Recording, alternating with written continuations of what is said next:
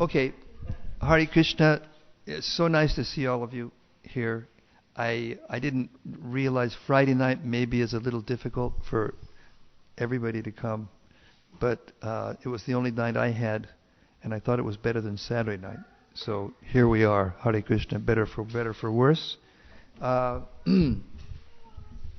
Before I start, I would like to repeat something that I have said at least 3 or 4 times in the class in the temple room, which a lot of you don't come to because of different reasons, work and whatever responsibilities. But I'm really grateful to all of you for being patient with me. I've been here for 6 weeks. Do you realize that? 6 weeks, and time is just. Especially the devotees who are organizing programs such as Nityananda Chandra and wanted me to do things like Wednesday night with the guests or a Sunday evening program. And I have been on a marathon, as you know, probably all of you, doing the corrections and re-recording some parts of the audio book that we're doing for the BBT of the Brihad Bhagavatamrita. All 3 volumes, 2,500 pages, with Sanskrit verses and commentaries with the Sanskrit in the commentaries. And in case you didn't understand what that means, it's really a big deal to try to read that much material without mistakes. It's practically impossible, actually. But anyway, that's what I've been doing. And in order to be able to do it, especially in order to be able to do the corrections, which means you have to find out where the mistakes have been made. And in case you didn't notice, when you read that many pages, it is not possible to read it without mistakes. Right? And so there were a lot of mistakes to correct, and I had to have a voice that could match any of the voices that I had during the last 2 years since I started this. Some of the recording was done almost 2 years ago. So I had to have a voice that could match all these different voices. And in order to do that, I couldn't strain my voice at all. So I made the decision, conscious decision, not to do anything else to use my voice except for that. So therefore, you really haven't seen much of me in the last 6 weeks. For that, I apologize to all of you. Hare Krishna. And I thank you from the bottom of my heart, because I didn't feel any pressure from anybody, that I should meet more devotees or do more programs or whatever. And that was really a big deal for me, because that meant I wasn't in anxiety and I could do my best to do that audiobook, which when it comes out, those who have heard samples of it, they really like it. And so when you get that audio book, you can hear the whole Brihad Bhagavatamrita all the way through, and it'll be very, very nice resource, for the devotees and for future generations of devotees. So for all that, I'm very grateful. Thank you very much. So what I'm going to do tonight is I'm going to do a reading from this Brihad Bhagavatamrita. How many of you have not read this book at all? Wonderful. Wonderful. So I'm going to give you a very nice sample, and I'm going to do reading, but I'm also going to comment. I'm going to read and comment, read and comment, read and comment, like that. But I want to do enough of the reading so that you get a real taste, for this book, and also to repay you, payback time, for all that time that I've been away this last 6 weeks from you. I'm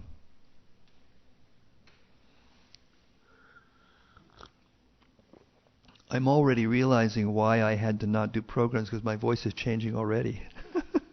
When you get into this situation, it's very intense.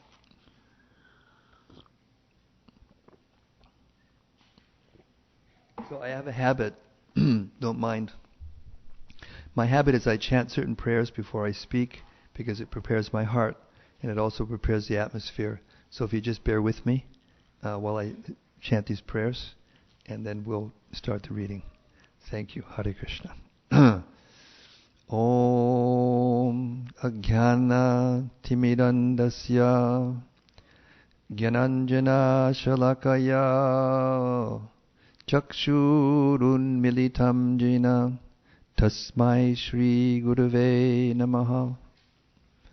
Shri Chaitanya Manobishtam Stapitam Jena Bhutale Swayam Rupa Gadamayam Dadhati Swapadantikam Mukam Karurivachalam Pangam Langayate Girim Yat Kripa Tamaham Bande Shri Gurun Dinataranam Namashreshtu Manum Apisati Putram Atrasarupam Rupam Tasyagrajim Udupudim Maturim Goshtavatim Radha Kundam Girivadamoho Radhika Madhavasam Prapto Yasya Pratitag Shigurun Tandatosmi Vandeham Shri Guru Shri Yuta Padakamalam Shri Gurun Vaishnavangscha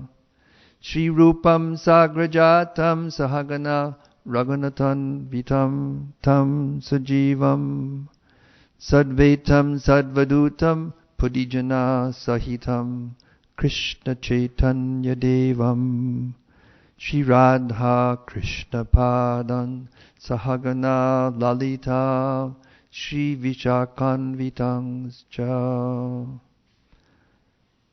Namo Vishnu Padaya Krishna Prishtaya Bhutale Srimate Bhaktivedanta Swami Niti Namane Namaste Saraswati Deve Gaudavani Pracharine Nirvishesha Shunyavadi Paschatya Deshatarane Vanchakalpatarubhyascha Kripa Sindhubhya Evacha Patitanam Pavanebhyo Vaishnavebhyo Namo Namaha. Jai Shri Krishna Chaitanya Prabhu Nityananda Shri Advaita Gadadhara Shri Vasari Gaura Bhakta Vrinda. Hare Krishna Krishna Krishna Hare Hare Hare Rama Rama Rama Hare Hare Hantayam Adalabala Haridasya Varyo Yad Rama Krishna Charanas Parasha Pramodaha Manam Tanoti Sahago Ganayostayo Yat Pani Yasuya Vasakandana Kandamulai Matsamo Nasti Papatma Napadadi Nakaschana Parihare Pilajjame Kim Bruve Purushottama Yubatinam Tatayuni Yunam Cha Yavatau Yata Mano Bidabate Tadvam Mano Me Ramatam Twayi Bhumau Skalita Padanam Bhumireva Valambanam Twayi Jata Paradanam Twameva Sharanam Prabho Govinda Balabe Radhe Pratye Tamaham Sada Tudiyam Iti Janatu Govindo Mam Tvaya Saha Radhe Vrindavanadishe Kadumam Vittavahini Kripaya Tavapadabja Dasyam Mayam Pradiyatam. Hare Krishna. So, the Brihad Bhagavatamrita is an extremely important transcendental literature in our line. It was compiled by Srila Sanatana Goswami, the senior disciple, direct disciple of Chaitanya Mahaprabhu. And Lord Chaitanya spent more time instructing Sanatana Goswami than any of his disciples. He spent more than almost 2 months, a night and day, Dashashamadagat, instructing Sanatana Goswami, and he gave Sanatana Goswami complete teachings.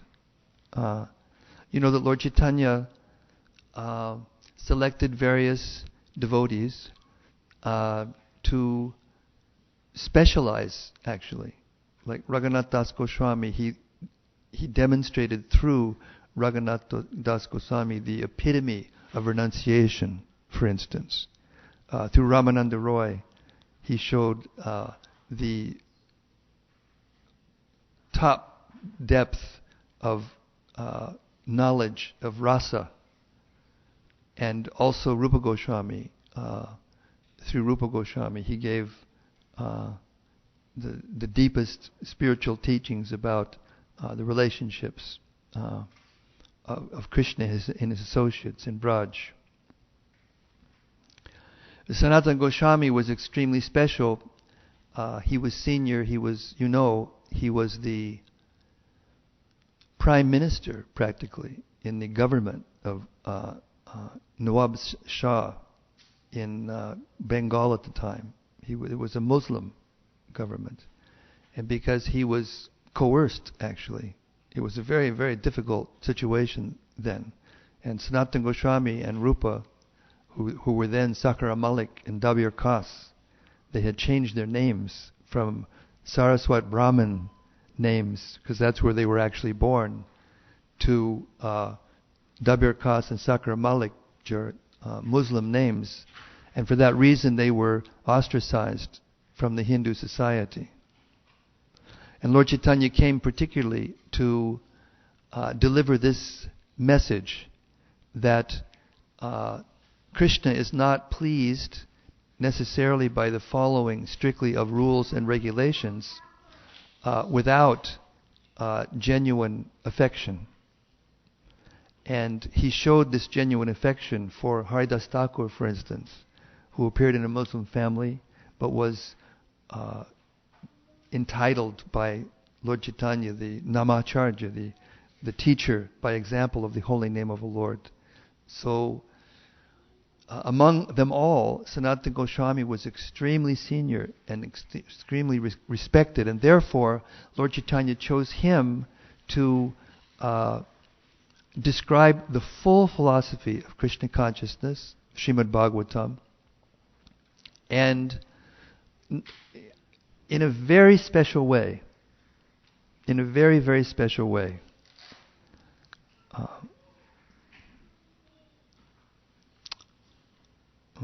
Are we still here, all of us, on the same page?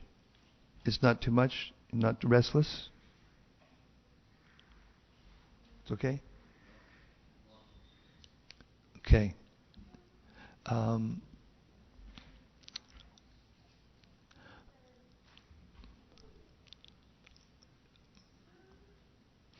Maharaj Parikshit heard Srimad Bhagavatam from Shukadev Goswami, and at the completion of that event, Maharaj Parikshit was sitting more or less alone, waiting for the curse of the Brahman, Shringi, to come about. And you can imagine how pregnant that atmosphere was with anticipation. And at that time, Maharaj Parikshit's mother, Uttara, approached Maharaj Parikshit. And the mothers in the crowd will be able to relate to this more than probably the rest of us. But, she knew that her son was just about to leave this world. It was clear to everyone. That's why so many great personalities from all over the universe and all over the world had gathered to be present at this very auspicious event of the passing away of Maharaj Parikshit.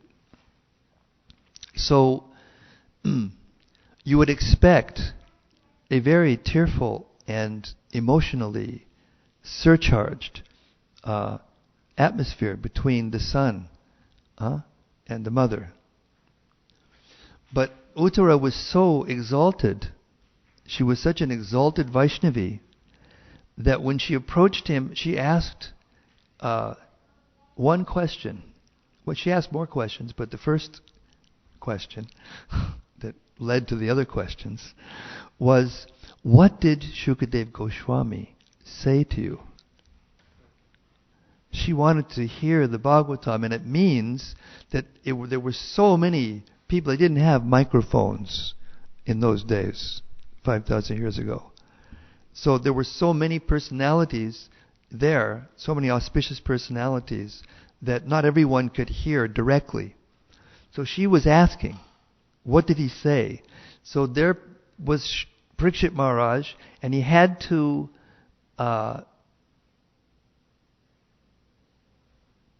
reciprocate with his mother, obviously. And he didn't have time. He didn't know how much time he had. One thing for sure, he didn't have enough time to complete the whole Bhagavatam. That took 7 days and 7 nights. So what he did was he essentialized the Bhagavatam. The Bhagavatam, Srimad Bhagavatam, is already the essence of the Vedas. It is Amala Puranam. It is the nectar of the Vedas, or the essence of the Vedas. And what he did was he took that essence and he essentialized it even further. And therefore it is called Bhagavatamrita. It is the Amrita, the nectar of the Bhagavatam. So they have a saying in France, the crème de la crème. That's what this book is. It's the crème de la crème. So in inquiring further, she wanted to know, or Parikshit Maharaj chose to deliver to her the knowledge of the Bhagavatam in a very, very special way, emphasizing the relationships that the devotees have with one another and with Krishna. It takes the form of 2 parts. In the first part, Narada Muni goes on a quest. And the quest is to find out who has received the most mercy from Krishna. Who's the greatest devotee, best devotees. And in doing that, he goes to so many places and he meets so many devotees. I won't go to a summary, because by the time I finish that summary, it'll be time to stop speaking, and I'm going to read from the second part. And anyway, when he got through going to so many places and meeting so many exalted devotees, from the King of Heaven to Brahma to Shiva to Nard to Prahlad and Hanuman and the Pandavas, the Yadavas, Uddhava, and finally he ends up revealing that the Brajbasis have won his heart because of the purity of their and completeness of their devotion for him. Because that's Krishna's nature. Yayatam mam prapadyante tangstataiva bhajamyaham. He reciprocates according to how we reciprocate with him. How we approach him. He reciprocates naturally. And that's the way we are. You see? That's the way we are. By nature. We reciprocate according to the way persons approach us. So after that concluded, and after Krishna, explained to, of all people, his queens in Dwarka, who were the most intimate devotees in Dwarka to him, why he married them. And basically what he said was, I wasn't so much attracted to you, but you reminded me of the gopis. So you try saying that to your wife. I actually married you because you reminded me of another cute girl. I mean, you will be out of the house immediately, on the street. Right? Isn't it? The wives can testify. But this is exactly what happened. And the queens didn't throw him out on the street. As a matter of fact, they reciprocated by glorifying the gopis. Because their love was unconditional. And they had so many domestic duties that they had to perform. And therefore their love was splayed out, or it had to go in so many directions. They had children, they had, household duties, they had social responsibilities, they had so many things that grihasthas naturally have. So anyway, that was the first part, just a really, really nutshell description of the first part. So Uttara was not satisfied completely, because she wanted to know if there was a place that could accommodate such wonderful love of God. So the second part, in the second part, Maharaj Parikshit tells the story of Gopakumar. Gopakumar is a cowherd boy from Govardhan, maybe 8 or 10 years old. How old are you? 12? 12? You? 10. Okay, about his age. Right? And he is blessed by Krishna, who appears as his spiritual master in Govardhan and starts him out on a journey. Gives him the Gopal mantra, and he rides that mantra to many, many places and meets, again, as Narada did, many, many devotees in many places. And in each place, he sees a little more of his Lord, Gopal. His Lord is Madan Gopal. He's a cowherd boy from Govardhan. He naturally, the residents of Govardhan naturally love Krishna in the form of a cowherd boy. That is Braj Bhakti. So, he's going from one place to another, and in each place, he becomes overwhelmed with the devotion of that person, because he's only 10 years old. And although he's pure devotee, he's more exalted than any of the persons that he meets practically. But because he's only 10 years old, he's uneducated. He doesn't know the details about, the higher planets and what goes on there and who's there and what different forms of the Lord are worshipped in different places, what the different moods are, what the different, methodology is of devotional service in all those different places. He's uneducated. So Krishna gives him extra special mercy and blesses him that he can stay in the same body as a cowherd boy while he's traveling to all these different places and be educated. So he also goes to many places. He goes to Jagannath Puri. He becomes the king of Jagannath Puri by some fluke. The king dies, and the brother of the king, who was supposed to inherit the throne, wasn't into it. So the priests, they went to Jagannath and begged him for an answer, and one of the priests got a message in a dream. These things are going on in the spiritual atmosphere. And they said, this cowherd boy just came, and he's the most qualified. He's more qualified than all of you. Make him the king. So he becomes the king. He's only 10 years old, and he becomes the king of Jagannath Puri. And in that situation, he becomes a little desirous watching the intimate servants of Jagannath. They get to go into the altar, and they get to, bathe the Lord and dress the Lord and make offerings and all these things. So he begins to desire these kinds of services. But he's constrained by being the king. And wherever he goes, there's a whole entourage around, and he gets a little, dissatisfied. So it's like this. Each place he goes, it's not that he's dissatisfied exactly, but he's dissatisfied in the sense that he wants a little bit more, and he can't get it there. The first time he sees Lord Jagannath, he sees Madangopal and he becomes completely ecstatic. He becomes completely, more than content, he becomes ecstatic. And he decides, I'm just going to stay here.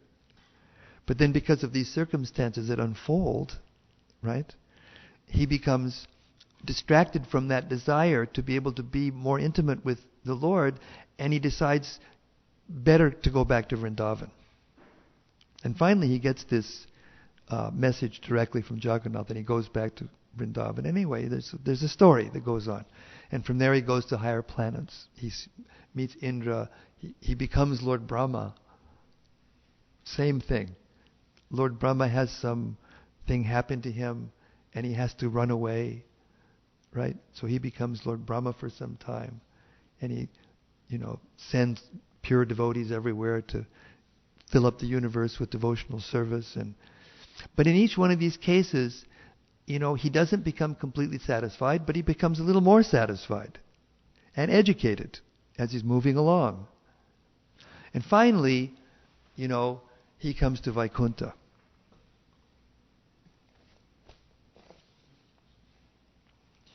And there he actually meets Lord Vishnu face to face. He has seen deities. He has been to the higher planets where they can meditate on the Lord in such profound ways that the Tapaloka, in Tapaloka for instance, the Tapasvis in Tapaloka, the four Kumaras and other great yogis are so elevated in their meditation that they can change their own forms into the forms of the Lord they're worshipping. And not only that, these yogis blessed him that they could see the form, that he could see the form of the Lord he was worshipping everywhere he looked. Imagine how nice that would be. But still, what happened was they would get together and meditate, and then they would all go into their caves or into their kuntir or whatever, wherever they went, and he found himself alone again without the Lord. He wasn't able to associate with the Lord and serve the Lord and be with the Lord like he wanted to all the time. So again, he got a little dissatisfied and he went on. So finally he comes to Vaikuntha. And this is when Vaikuntanath reveals to him that he actually became his spiritual master directly. The spiritual master is the representative of Krishna. He's called the Supreme Personality of Servitor Godhead. He's worshipped and given the same respect due to Krishna, but he's not Krishna directly. And anybody who thinks that he is and is in that position is immediately fallen. Immediately fallen. So I'm going to read this section to you because I want to highlight a point. We hear so much about how the devotees feel about Krishna, but we don't hear that much about how Krishna feels about the devotees, really. We do in very esoteric scriptures written by the Goswamis, but in general in our scriptures there isn't that much talk about this. But I think, my opinion is that it's an extremely important subject matter for us to hear, because we sometimes, due to the complexities of the material world, which all of us have to experience, we forget just how much Krishna loves us. It's hard to see it sometimes because the material world is such a complex place, and it's a place of suffering for all of us, for everyone in the material world. So to see Lord Krishna's mercy in everything and how he's how much he loves us is not so easy. So this is a very deep revelation. And I'm going to read some verses and some commentaries. Please don't mind. This is a deep subject, but I think everyone will appreciate. Okay? I'm reading from the second part of Brihad Bhagavatamrita, the 4th chapter, entitled Vaikuntha, the Spiritual Kingdom. And Gopakumar has been brought into the company of Lord Vishnu by the Vaikuntha Dutas. They have escorted him through the gates of Vaikuntha, and he has seen immeasurable wonders, opulences that the residents of Vaikuntha have. And he's a little overwhelmed. And because of his nature, because of his mood, because of the quality of love for Krishna that he has, it's completely spontaneous. But in Vaikuntha, there's lots of awe and reverence for the Lord. And therefore, there's certain things that you say and certain things that you don't say. There's certain prayers that you offer and certain prayers that you don't offer. And even within Vaikuntha, there's different moods. It's not all one. There's varieties, unlimited varieties in Vaikuntha. So we're picking up the story where Gopakumar is coming in front of the Lord, into the presence of the Lord, escorted by these Vaikuntha Dutas. First of all, he mentions that what he's seeing Narada Muni there, and who's dancing in ecstasy. He's seeing, Garuda and Shesha and Vishwakshena and other leaders of different groups of devotees surrounding the Lord. He's seeing Lakshmi and all of the goddesses of fortune surrounding the Lord. It's quite an intense scene. So I'm going to read just the English, don't mind. I love the Sanskrit. It's so purifying and sweet to hear. But I'm just going to save some time. Don't mind. And I'm going to read just the English. And I'll select commentaries that are particularly important, I think, for us to hear. Can everyone hear clearly? Is it okay so far? I'm just keeping us on the same page and making sure we don't get mesmerized, go in some trance or something. Can't hear. This is really nice. Please touch Srinu. Please hear. Sri Narada's dancing and his expert singing and veena playing created such clever entertainment that the Lord and his two consorts, Rama and Dharani, sometimes laughed out loud. This is a big deal because in Vaikuntha, generally the ladies don't laugh out loud.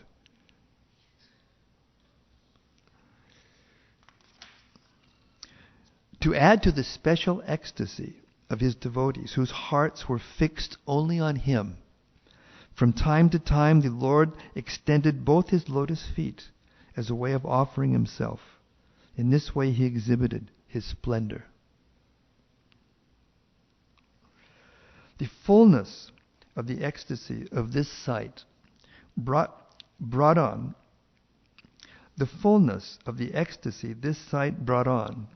made me forget what the attendants of the Lord had instructed me.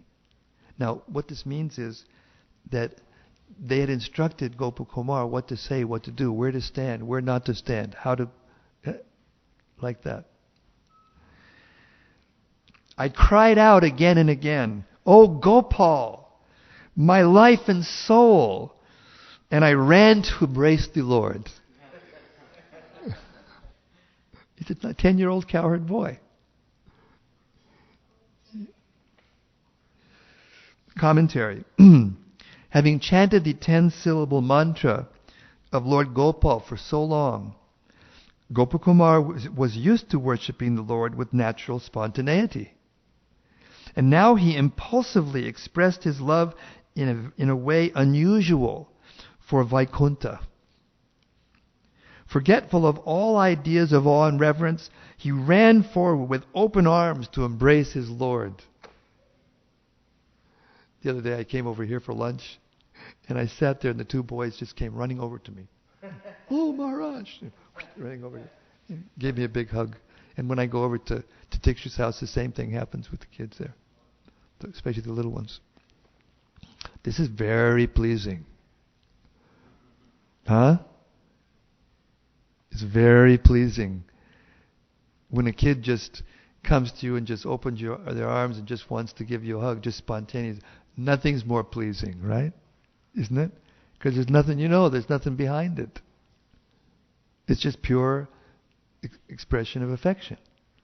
And it's very pleasing to the heart, because that's what we all want underneath it all. Especially those of us who have taken shelter of Lord Chaitanya's movement. Do we have a Chaitanya Charitamrita here? Get me the Madhya Lila, Volume 10. Madhya Lila, Volume 10. I want to read a little. We're going to take a side trip here. Little side trip. And we're going to hear, the role that affection plays in devotional service.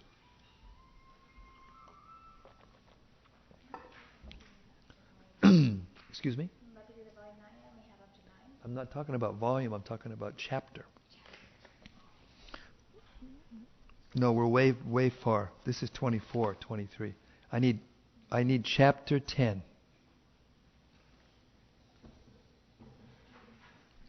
If this goes on too long, please tell me, because I can get very carried away and go on for a long time, especially because I haven't done this in a long time. No, I'm going to keep this. Thank you.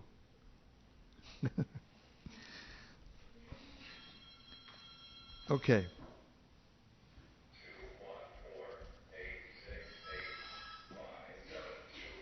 Does that mean they're coming to get us? What does that mean? They're coming to get us or something?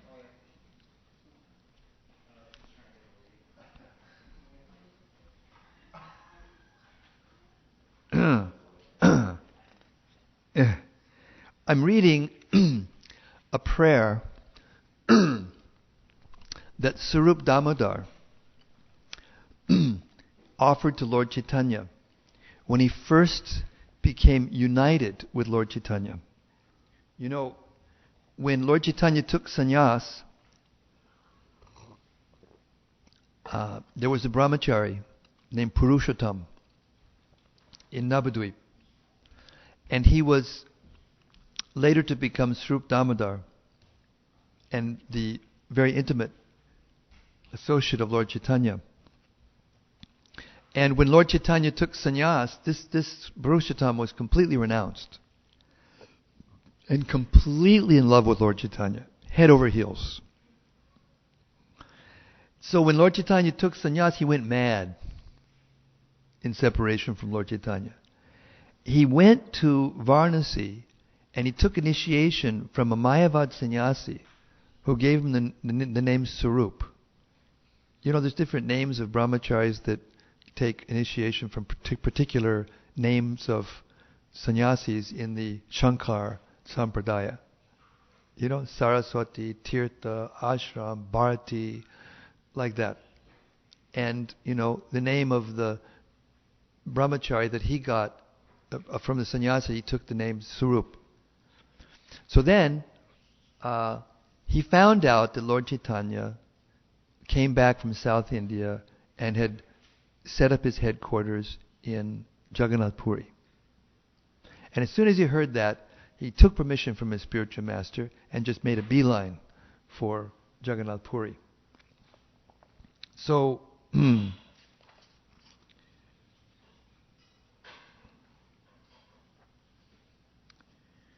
here's the verse. When he first came into Lord Chaitanya's presence again, after all that separation, I'm going to read that verse, and I'm going to read one other verse which describes the role that affection plays in devotional service. If I can find it.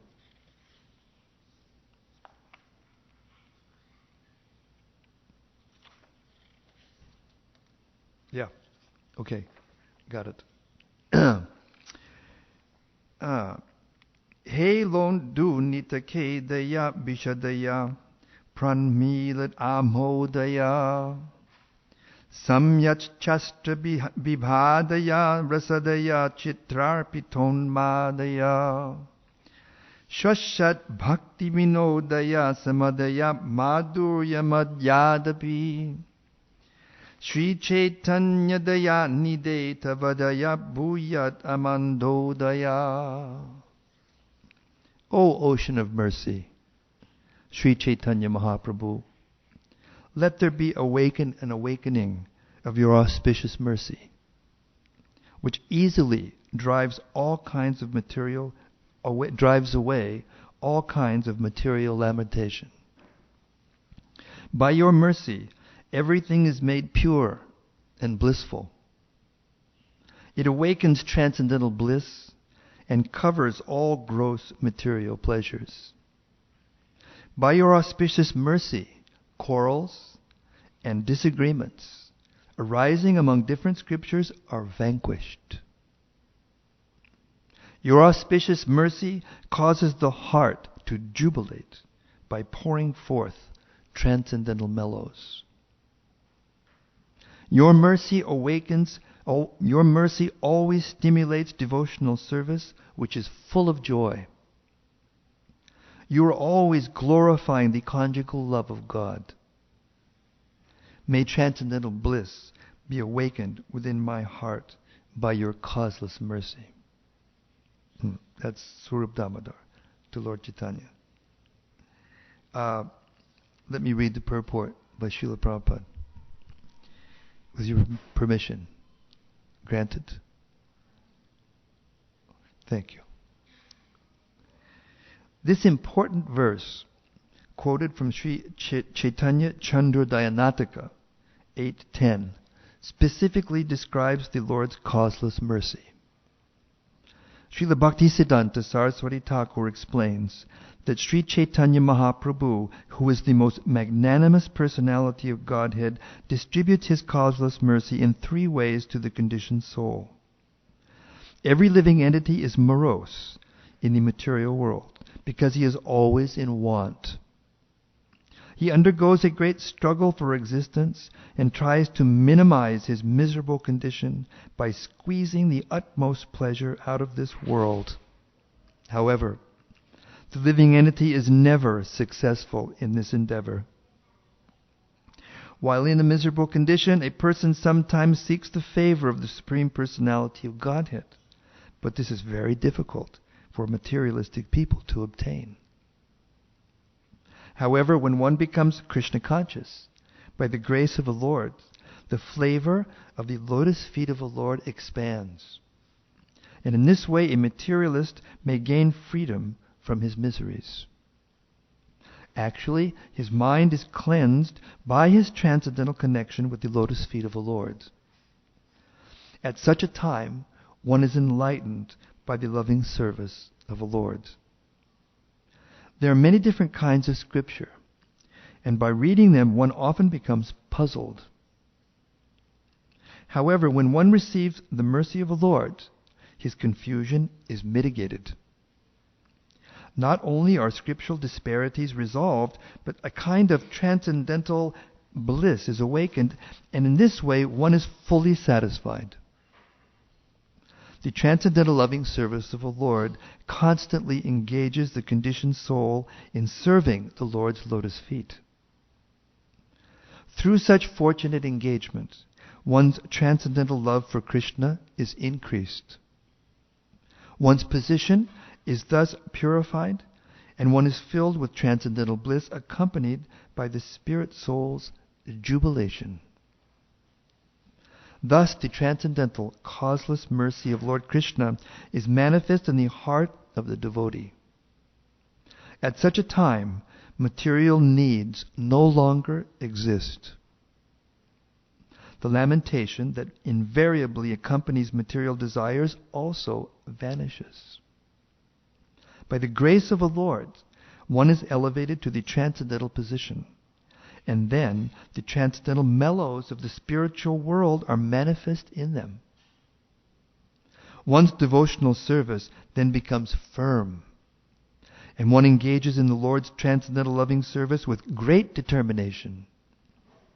All these combined to fully awaken the Lord's heart, the devotee's heart, with love of Krishna.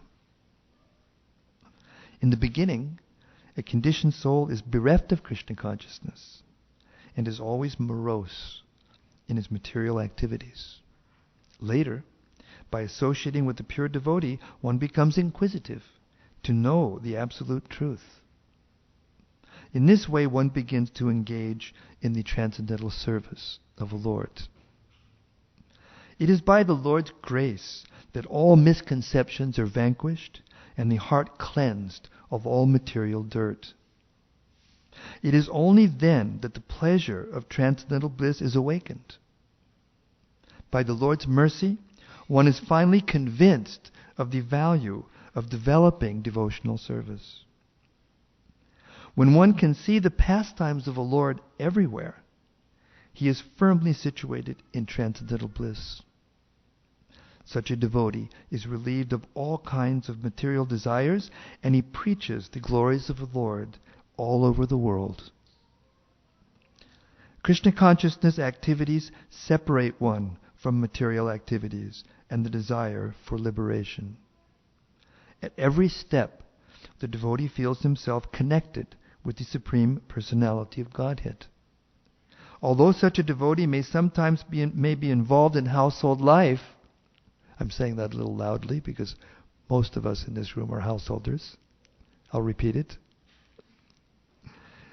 Although such a devotee may sometimes be involved in household life, he is untouched by material existence due to his constant engagement in devotional service. Thus, everyone is advised to take shelter of devotional service to become happy and liberated. So then there's this wonderful exchange between Swarup Damodar and Lord Chaitanya, where they are reunited. And you know, Swarup Damodar is sometimes, by some authorities, Lalita, and sometimes by some Vishaka, but either way, most intimate associate. And Lord Chaitanya, when he went to Jagannath Puri, he fully manifested his mood as Srimati Radharani. And those two became, Ramananda Roy and Swarup Damodar and Lord Chaitanya became very close. So after this scene, guess who shows up? Govinda. Now Govinda was a disciple of Ishwara Puri. Means he's a godbrother of Lord Chaitanya. Not only that, but he was one of the intimate servants of Ishwara Puri. So Ishwara Puri, before he leaves, he gives Govinda an instruction. You go to the lotus feet of Sri Chaitanya Mahaprabhu and you serve him like you served me as a menial servant. Now, this is very difficult for Lord Chaitanya to accept, because you don't take service from a godbrother. Not only that, but Govinda came from a Shudra family, a lower birth. And when Govinda came and Lord Chaitanya introduced him to Sarvabhauma Bhattacharya, who was sitting at the time with Lord Chaitanya when he arrived, Sarvabhauma Bhattacharya, who had become a pure devotee by the mercy of Lord Chaitanya, he had become a pure devotee. But before that, he was a very, very elevated Smarta Brahmin who was so advanced in the rules and regulations of Shastra and so fixed in the conclusions of the Vedanta Sutra according to Shankaracharya that he had 60,000 sannyasi disciples. And he was a householder. So how elevated was he? Incredibly. So when he saw Govinda, he asked Lord Chaitanya this question. how is it that Ishwara Puri accepted Govinda as a servant?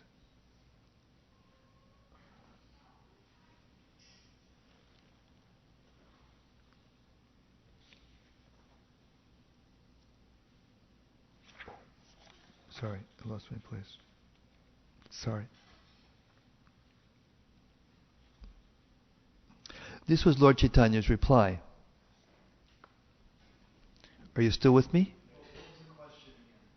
The question is, how is it that Ishwara Puri accepted Govinda as a personal servant, a sannyasi accepting a Shudra as a personal servant? This is Lord Chaitanya's reply. We still here, everyone? Not wondering? Minds? Okay. Sri Chaitanya Mahaprabhu said, listen up, kids. Listen up. This is Lord Chaitanya speaking. Wow. Haribol.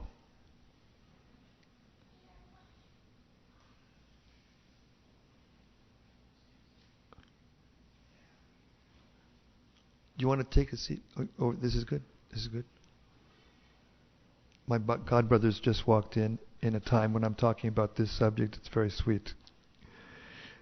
The subject is Govinda has just arrived, and Sarvabhauma Bhattacharya has inquired from Lord Chaitanya, how is it that Ishwara Puri accepted Govinda as a servant, direct servant, him being from a lower birth, Sudra? I'm discussing the topic of affection and how the role it plays in devotional service. And I'm getting to a place in the pastimes of Gopakumar. Sri Chaitanya Mahaprabhu, this is the Lord's reply to Sarvabhauma Bhattacharya. Both the Supreme Personality of Godhead and the spiritual master, Ishwara Puri, are completely independent. Therefore, the mercy of the Supreme Personality of Godhead and Ishwara Puri is not subjected to any Vedic rules or regulations. The mercy of the Supreme Personality of Godhead is not restricted to the jurisdiction of caste and creed. Vidura was a Shudra, yet Krishna accepted lunch at his home. Lord Krishna's mercy is dependent only on affection. Being obliged only by affection, Lord Krishna acts very independently. Purport. Lord Sri Krishna, the Supreme Personality of Godhead, is merciful, but His mercy does not depend on mundane rules and regulations. He is dependent only on affection and nothing else. Service to Lord Krishna can be rendered in two ways. One can serve the Lord in affection or in veneration. When service is rendered in affection, it is the Lord's special mercy. When service is rendered in veneration, it is doubtful whether Krishna's mercy is actually involved. If Krishna's mercy is there, it is not dependent on any prescribed caste or creed. Sri Chaitanya Mahaprabhu wanted to inform Sarvabhauma Bhattacharya that Lord Krishna is the spiritual master of everyone, and He does not care for mundane caste and creed. Therefore, Sri Chaitanya Mahaprabhu cited the example of Lord Krishna's accepting food at the house of Vidura, who was a Shudra by birth. By the same token, Ishwara Puri, an empowered spiritual master, could show mercy to anyone. As such, he accepted Govinda, although the boy was born in a Shudra family. When Govinda was initiated, he became a Brahmana and was accepted as Ishwara Puri's personal servant. In the Hari Bhakti Vilas, Sri Sanatan Goswami, the author of the book we're reading, states that if one is initiated by a bona fide spiritual master, he immediately becomes a brahmana. A pseudo spiritual master cannot transform a person into a brahmana, but an authorized spiritual master can do so. This is the verdict of Shastra, Sri Chaitanya Mahaprabhu, and all of the Goswamis. In conclusion, dealings in affection with the Supreme Personality of Godhead bring happiness many millions of times greater than dealings with Him in awe and veneration. Simply by hearing the holy name of the Lord, the devotee is merged in transcendental bliss. So, now back to the story of Gopakumar. 10-year-old cowherd boy finally made it to Vaikuntha. The Vaikuntha duties have instructed him, don't do this, don't do that, stand over here, don't stand over there. Say this, say that, like that. Explaining to him the rules and regulations of Vaikuntha. But when he saw the ecstatic atmosphere around Vishnu, who did he see? He saw Madan Gopal.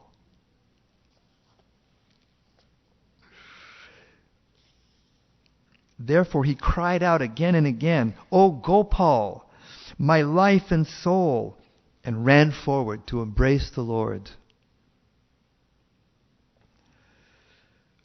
Some discerning attendants who were standing at the Lord's side held me back. And I was heartbroken. I cried out in helpless distress again and again, overcome by my own excessive love, and fell unconscious in front of the Lord.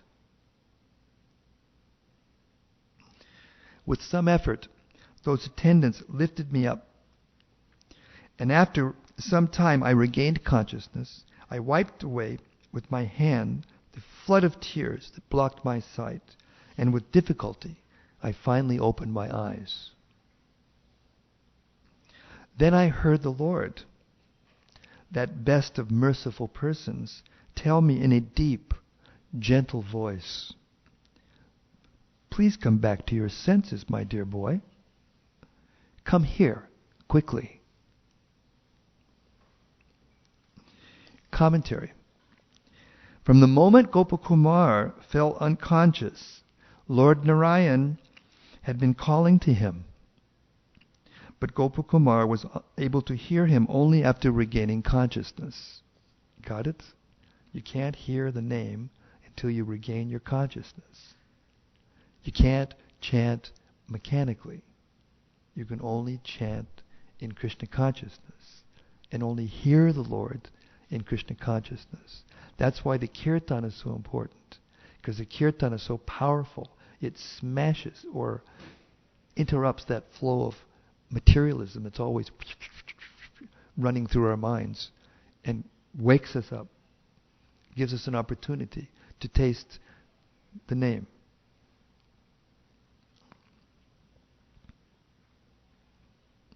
The Lord also told him, "Please give up this reverence for me. Let's talk together as friends." So you can imagine what the Vaikuntha Dutas are thinking right now. They're freaking out, At least some of them are. I then felt the highest limit of joy.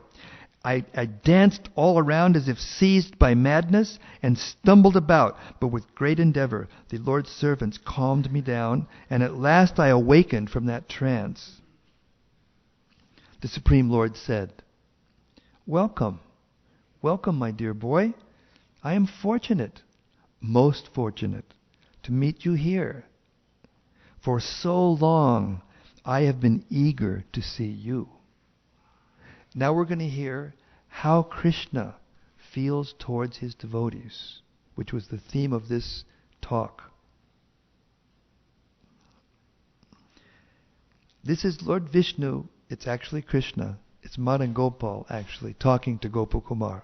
Because you remember that story where, the gopis are, looking for Krishna in the middle of the rasa dance after Krishna had gone away and Krishna was hiding, right? Because he wanted to meet Radharani alone. So like the gopis came running along, so he turned himself into Narayan and sat there, 4 hands, beautiful, gorgeous, opulent. The gopis came, looked. Oh, it's Vishnu. Paid obeisances. Did you see which way Krishna went? Vishnu goes like this, and they go running off to find Krishna. Right? But then when Srimati Radharani came in front of him, right? Then what? He's trying to hold that form. He couldn't do it. Couldn't do it. Her love was too strong. Too strong. So therefore he gave up those extra arms and then they met. You see. So she's not the only one that can do that. Here they're in Vaikuntha, and Gopakumar is a cowherd boy in spontaneous love with Madan Gopal, and Lord Vishnu, he can't keep his form of Vishnu, and so Gopakumar sees Madan Gopal. Therefore he's acting like this. So now Lord Vishnu is going to express his feelings more intimately to Gopakumar. He says, "My dear friend, you have passed many lifetimes without paying any attention to me at all. How do you feel when your friend doesn't pay attention to you for a long time? For so long, hope had me dancing like a fool, thinking, perhaps in this lifetime, or this, he will finally turn his face toward me." This is what's going on the other side. Commentary. Even though Gopakumar had forgotten his Lord for many lifetimes, the Lord had never forgotten him. The Lord wanted Gopakumar to know this, and also to know how eager the Lord had always been to regain the association of his devotee. This is the real impetus for love for God. This is the real impetus. When you realize that the Lord is suffering without you. If you can get this, if you can get it, as they say in modern vernacular, he just didn't get it, He came in, he saw, he just didn't get it, Right? So this is what we have to get. We have to get it. The Lord wants us back more than we want to go back to Him. Prabhupada said this many times.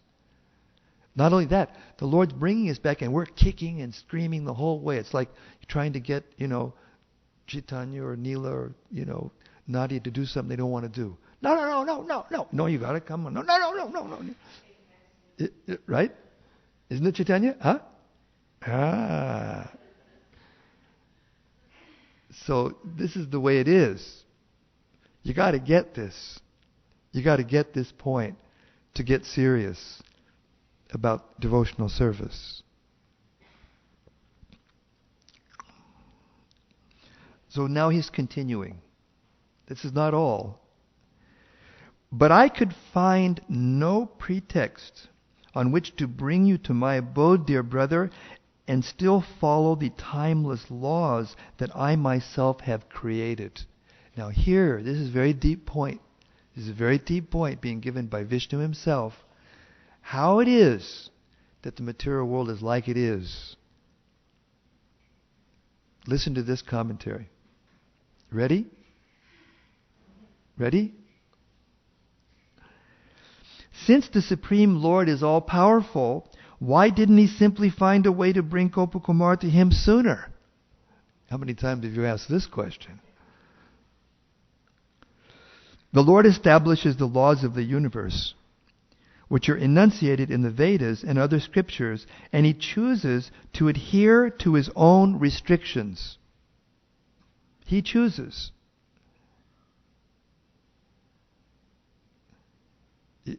In Bhagavad Gita, He says, "Name partasti kartavyam, trishu lo kinchana, nanavaptam avaptavyam, varta eva ch karmani." He said, I don't have any reason to be in this world. I don't have any desire for the fruits.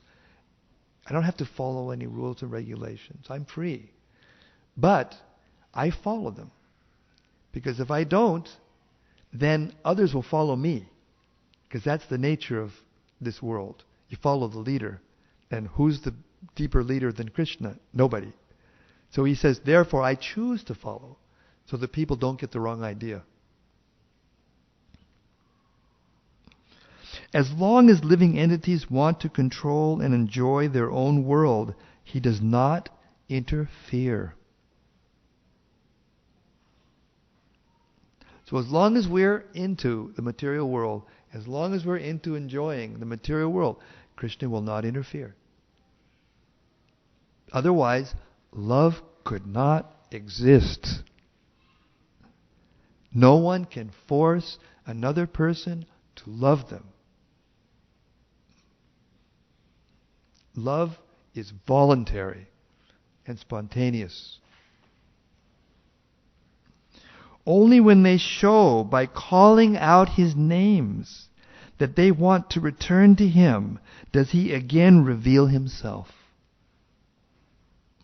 What did Prabhupada say? You should chant Hare Krishna like a baby calling out for the mother in great distress. The mother knows. I've hung around a few households here. They know when the kid's putting it on, I was in Japan, and we were doing a house program, and there was one lady who came with baby. And this baby was really not into being there at all. And he was screaming his head off. And the mother was trying to, and I was trying to be polite. And I'd never been in Japan before. I didn't know all the rules and the etiquettes and everything. I didn't know what to do. And Satyadev, my godbrother, was there, and he knew what to do, and he wasn't saying anything. So I just sat there and tolerated. And he got louder and louder and louder. And the woman's like trying to get, and finally he won. He won. And the lady said, please forgive me, I want to be here, but I said, yes, I understand. Yeah, of course I'm saying, okay, Sannyasi, what happens when the baby cries? The sannyasi's heart goes, that's the reality. So anyway, she carries the child out the door, and on the way out the door, right, the mother's got the baby in the arms, right? The baby looks at me like this and goes. I said, you were, you were putting it on, buddy. You were putting it on.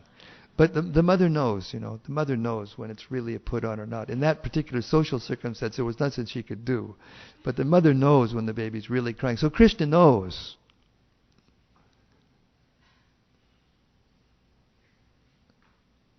Krishna knows. He's in the heart. And he knows when you're chanting to him. And when you're just kind of like getting your rounds done. In previous lives, Gopakumar had never chanted the names of Lord Narayan, even unintentionally or in jest. Had he at least vibrated a shadow of the Lord's name, he could have been delivered like Ajamil. In any case, now Gopakumar is finally returning home. The Lord continues, you showed me no mercy. And as I considered this, I grew impatient, full of anxiety to receive your favor. This is Vishnu talking to his devotee. This is Krishna talking to the devotee. So I transgressed my eternal code of conduct and arranged for you to take your current birth. Dear boy, in that divine district of Govardhan, my most beloved abode, I myself became your guru, known by the name Jayanta. So Krishna does sometimes break the rule. Not in general, but he sometimes does. But we shouldn't think that we can get him to break the rule. We have to follow. It's not that we're trying to say that you can come to this spontaneous platform and then neglect the rules.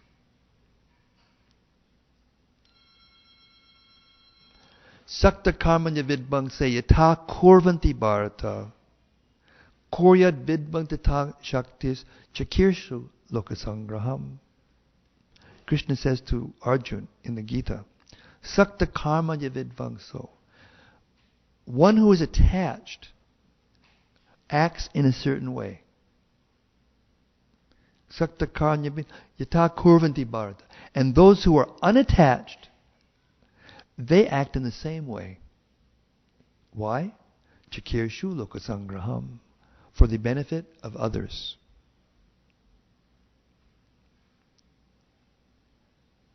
So we follow, but we follow in a different mood, for a different reason.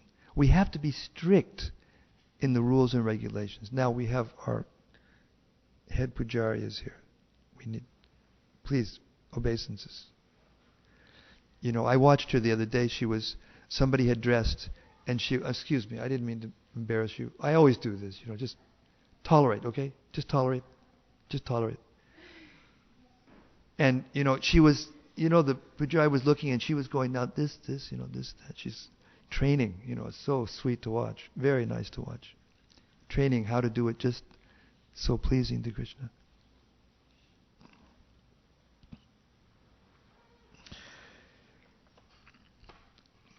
Today, this is Vishnu speaking. This is Krishna again speaking. Today you have at last fulfilled the desire I have harbored so long. Please nourish your happiness and mine by staying here forever. That's what Krishna wants. And that's the place, the role that affection plays in devotional service. So why didn't Gopakumar just stay there? Because it was Vaikuntha, and he was a cowherd boy. And although he was seeing Madan Gopal, it wasn't like all the time. Sometimes he would be, Vaikuntanath, and, Lakshmi would be there, and, the servants, and all the paraphernalia, and all the protocol, and all the opulence, and all the retinue, and everything. But then sometimes, when he became, overwhelmed again, and he would see Madan Gopal, and the goddess of fortune would turn into Radharani. And the attendants would turn into the cowherd boys. And he'd be able to play his flute and dance around with them. And play like they do in Goloka Vrindavan. But that was only sometimes. And so finally, he just couldn't tolerate it anymore. He wanted it all the time. So he got, his permission and moved on to Goloka Vrindavan. Hare Krishna. Hare Bol. Jai. Sri Chaitanya Mahaprabhu ki Jai. Sri Brihad Bhagavatamrita ki Jai. Srila Sanatana Goswami Prabhupada ki Jai. Go Premanandi Hare Bol. Sri Gopakumar ki Jai. Hare Krishna. Hare Krishna. So any questions, comments, discussions, points, anything? Chastisements, corrections? Maharaj, it seems that one of the bigger lessons that I get from it is the lesson of free will, and how even within Krishna consciousness we can even choose the level of devotion we want to have, and when you were making the point of when the mother knows that the child is putting it on, I remember when I was just a Bhakta Burfi, I chanted in a way that I thought was pleasing not to Krishna but to others. Yeah. You know what I mean? Yeah. And I actually got chastised for it by men of more intelligence. Yeah.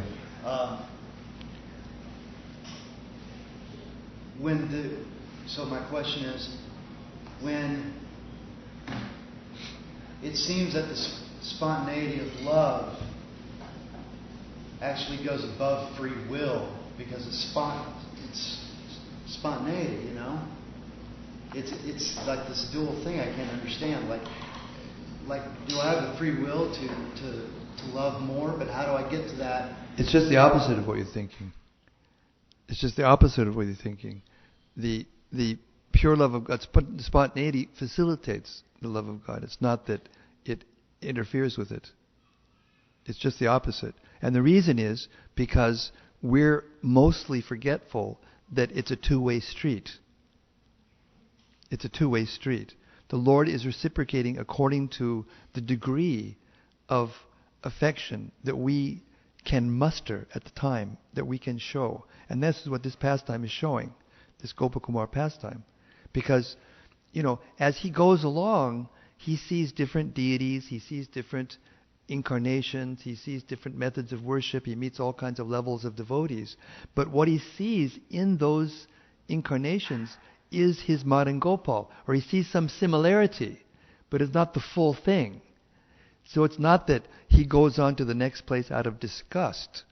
Sometimes those who try to enter into spontaneous devotional service prematurely, wrongly, they will try to avoid certain forms of Lord, because they will distract them from their spontaneous mood, to Krishna, in Goloka Vrindavan. But that's wrong, actually. The devotee, the pure devotee, in spontaneous love from Goloka Vrindavan, sees Krishna everywhere. What to speak of in the deity? So when he's going along, he's seeing different features of Lord Jagannath, or different features of the deities that was worshipped, Mahapurusha, or, in Brahmaloka, or the Vaikuntha Dutas, or, like that. He's seeing his Madan Gopal gradually. And that love is gradually awakening. So the point that I'm making is that even you have spontaneous love, or even if you have love, there's grades of it. And as you go through the process, it's refined, awakened, more and more and more and more. And in those different stages, you may be attracted to one form or another. But that doesn't mean you don't go on. And when you reach your swabhav, when you reach your siddhadeha, when you reach your actual, original relationship with Krishna, then you become satisfied there. Anyway, I didn't have time to go into it, but there's a discussion of the Vaikuntha Dutas about Gopakumar. As Gopakumar's spontaneity becomes kind of unfolds and awakens, some of them are just really upset. You can't do that. You can't speak about, this Krishna, this is the real Lord. And, he sometimes forgets that and goes off and plays like a cowherd boy, but this is the real thing. Because that's the way they are. That's their relationship. That's how they feel. That's their swabhav. But then there are other Vaikuntha associates who say, no, it's okay. They're all incarnations of the same Supreme Lord. Therefore, whether he worships this way or that way, it's okay. They're neutral. And then there are those who are really in the know, who say, no, Krishna, he's the source of our Lord. And so therefore he's doing exactly the right thing. But that doesn't mean that they want to go there, because they're satisfied in their own bhav, in their own relationship. Srila Prabhupada used to use the example of the plants, in the spiritual world. They're all conscious. They're all fully conscious. There's different flowering plants and trees and so many wonderful, beautiful, fully conscious plants that are all serving Radha and Krishna according to their desire. But they all worship Tulsi. They accept that she's in a superior position. And it doesn't bother them. Just like it didn't bother the queens to glorify the gopis. Because they get ecstasy. The competition or the differences, so-called hierarchy in the spiritual world, are not like here. Because the differences in moods, they don't cause the same kinds of inauspicious feelings that they do here. They just make everybody more and more pleased. And that's how you can tell the difference. So when we're in the material world, generally our activities are conducted by the modes of material nature. Prakrite kriyamanani gunai karmani sarvasha ahankara karta aham iti manyate. This is the 3rd chapter, 27th verse, I think, around 27. And there Krishna says that those who are bewildered by the modes of nature think that that they are doing their activities, which are actually being conducted by the modes of nature. You know what that means? That means predestiny, no free will. You're under the modes of nature. So then what's the next verse? The very next verse.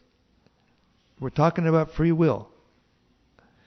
Tattvavitu mahabaho guna karma vivagayo guna shivartanta itimatvana sajjate. So this tattvavit is very important. It means one who is actually a knower of the truth. And later on in the 4th chapter he tells you how you do that. Apichet surara. What is that verse? Tadvidi pranipatina pariprashnena sevya. How to do it. You approach a spiritual master with service, with submission, with affection. Jnaninas tattvadarshana. Those who have seen the truth, who have assimilated. Then what happens? Tattvavitu mahabaho guna karma vibhagayo. We see the difference between sense gratification and devotional service, and we choose devotional service consciously. So that's not exactly spontaneous, but it's the little beginning, awakening, budding of that spontaneity.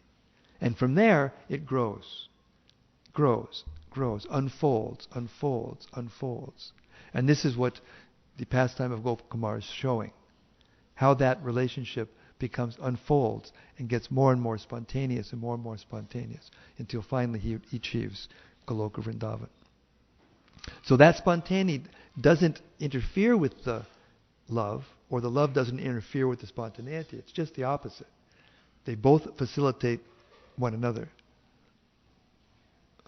There's a mutual relationship that's so deep that nothing can interfere with it once it awakens. So it's up to us to choose. But what we think we're choosing ordinarily in material existence is whether I want to have a red car or a green car, or listen to this kind of music or that kind of music, or eat this kind of food or eat that kind of food. That's what we think are our choices. No, those are not our choices until we come to Krishna Prasadam, and then it's our choice. But what we have to choose, our choice is whether or not to perform devotional service or not. Do we want to stay here in this material world and rot and suffer like a wounded dog, or not? Do we want to go back to Krishna and live a life free, full freedom, to love Krishna and to hear Krishna, to be with Krishna and have Krishna love us back? Because He's the only one that can give that love back in a way that can satisfy us completely. And when we're in Goloka, we're with devotees who are on that platform. And therefore, the atmosphere that is created by those loving exchanges is it's inconceivable. It's actually inconceivable. Spontaneity, it's beyond spontaneity, actually.